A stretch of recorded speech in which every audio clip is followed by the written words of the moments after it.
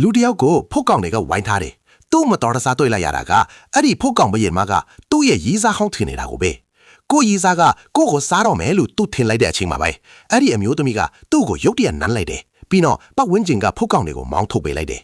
အဲ့ဒီလူကသူ့ရီးစားကိုကြောက်ကြောက်နဲ့ကြည့်နေတယ်သူကလည်းချက်ချင်းပဲတောင်းပန်ပြီးကို့အမားမလို့ဝန်ခံလိုက်တယ်လမ်းခွဲပြီးတော့မှသူ့အကြောင်းကိုစက်တိုက်တွေးနေမိတာမမှန်ဘူးလို့ပြောတယ်ဒါပေမဲ့အဲ့ဒီအမျိုးသမီးကအဲ့ဒီလူကိုအခန်းထဲခေါ်သွားတယ်သူ့ဘိုက်ကိုဆန်းလိုက်တယ်ပြီးတော့ဖုန်းထုတ်ပြီးဘာလို့လိန်တာလဲလို့မေးလိုက်တယ်တကယ်တော့အဲ့ဒီလူကဘိုက်သားလာပအောင်လှုပ်ထားတယ်လို့အရင်ကပြောဘူးတာကို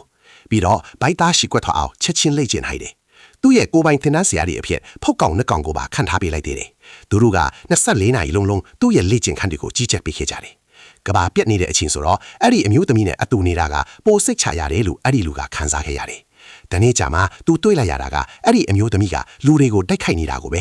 ဖုတ်ကောင်တွေမှာစိတ်ခံစားမှုမရှိဘူးဆိုတာကိုအဲ့ဒီလူသဘောပေါက်သွားတယ်။သူမသိလိုက်တာကအဲ့ဒီလူကတေနေပြီဆိုတာကိုပဲ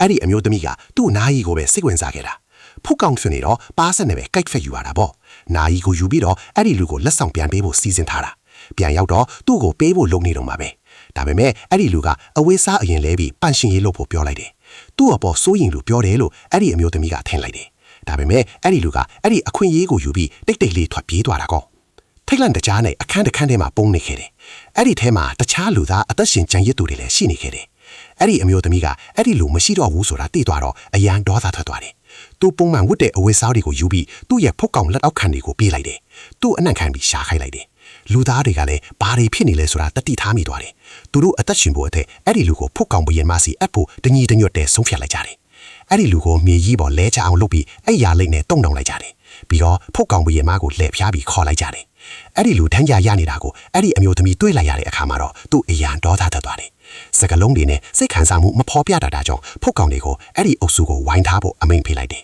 ။သူ့ဒဏ်ရာတွေကိုကူးစားဖို့အဲ့ဒီလူကိုနမ်းလိုက်တယ်။ပြီးတော့သူတို့နှစ်ယောက်လက်ချင်းတွဲပြီးခေါင်းမိုးထက်ကိုတက်သွားကြတယ်။အဲ့ဒီအချိန်မှာပဲဖုတ်ကောင်အုပ်စုကျစုကအဲ့ဒီလူကိုဒဏ်ရာရတော့လုတ်ခဲ့တဲ့လူသားတွေကိုဝိုင်းထားလိုက်ကြတယ်။အမျိုးသမီးကသူ့ကိုကိုယ်တိုင်လက်စားချေစီခြင်းခဲ့တာ။အားလုံးပြီးသွားတော့မှအဲ့ဒီအမျိုးသမီးကပျော်ပျော်ရွှင်ရွှင်နဲ့နာယီကိုအဲ့ဒီလူရဲ့လက်ကောက်ဝင်းမှာပတ်ပေးလိုက်တယ်။သူ့ရဲ့အကြိုက်တွေကိုသူမမိသေးဘူးဆိုတာကိုအဲ့ဒီလူကမမျှော်လင့်ထားခဲ့ဘူး။ဒါပေမဲ့သူကနောက်ဆုံးတော့ဖုတ်ကောင်တစ်ကောင်ပဲလေ။အဲ့ဒီလူပျော်ရွှင်မှုမရှိဘူးဆိုတာကိုအမျိုးသမီးကခံစားမိတယ်။ဒါကြောင့်သူ့လက်တော်ခံတွေကိုသူ့အတွက်ဖျော်ပေးပွဲတစ်ခုလုပ်ပေးဖို့အမိန့်ပေးလိုက်တယ်။ပြီးတော့အဲ့ဒီလူကိုအခန်းထဲပြန်ခေါ်သွားတယ်။အမျိုးသမီးကအဲ့ဒီလူကိုဖတ်လိုက်တဲ့အခါသူအယံပျော်ရွှင်နေခဲ့တယ်